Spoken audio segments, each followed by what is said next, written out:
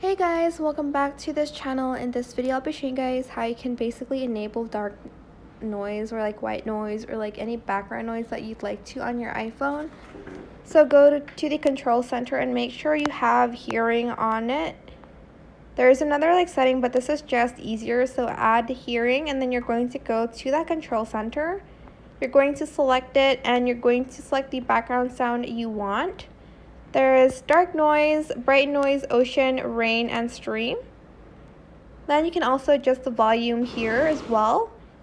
And you can also like enable it here and you can just turn it on and off.